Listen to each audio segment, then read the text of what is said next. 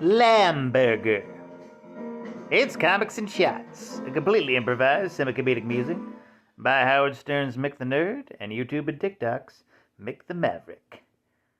Today's subject, Marvel Apes and Spider-Man The Hunt. Both of them tied together in a pretty obvious way. In Marvel Apes, Martin Blank improvised, aka the Gibbon, former Spider-Man villain and hopeful hero, volunteers for a science thing at a college, because do something with his life. Tried to be a villain, that failed. Tried being a hero, that failed. His wife left him. Very sad. And so he asked this one scientist named Fiona to help him figure out how his powers work and everything. And she figures out that he might not even be from Earth 616. Instead, he's from Ape World, and everything seems great. They got the Ape Avengers, the Ape Fantastic Four, Ape Patsy Walker, whatever, I don't know, probably. It's all good, but is it? Because they believe in corporal punishment, and Captain America, the leader of the superheroes, is not whom he seems. And no, his name's not Captain Ape America. It's literally just Captain America. He's the only one of the only ones whose name isn't a pun. Also, Namor the Submariner. And Dr. Octopus is Dr. Octopus, which is kind of weird because he's clearly named after an octopus, and they have octopi in their world, so why does him being an orangutan mean his name is Dr. Octopus? It's kind of odd if you think about it.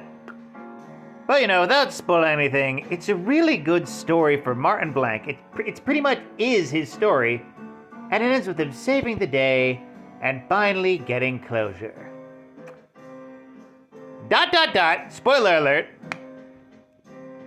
Martin Blank the Gibbon is hunted by Kraven and a bunch of other animal-themed heroes and villains, and he gets murdered, and he dies in Peter's arms, and it's really, really sad.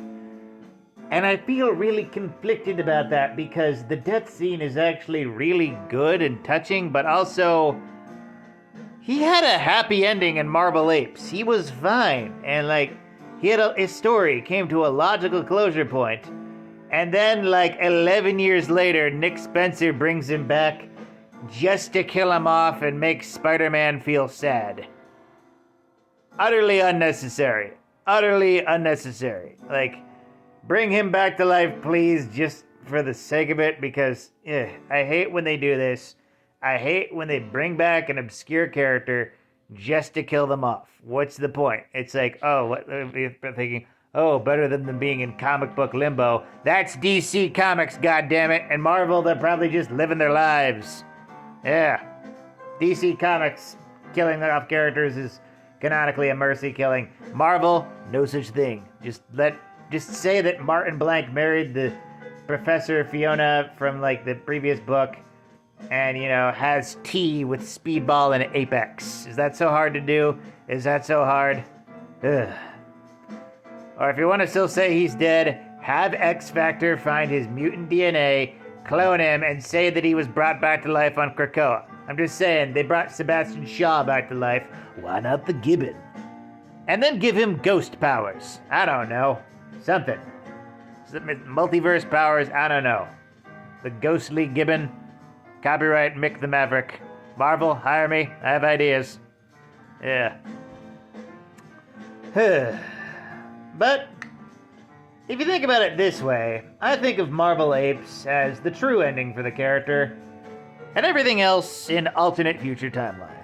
So in my mind, Martin Blank has finally found solace in who he is as the true hero he was destined to be, and lives with his professor wife. Yeah. That's good for me. With that, like, comment, and subscribe. Donate if you're feeling nice. And always remember, praise be to the blood elk and fear the stabopotamus.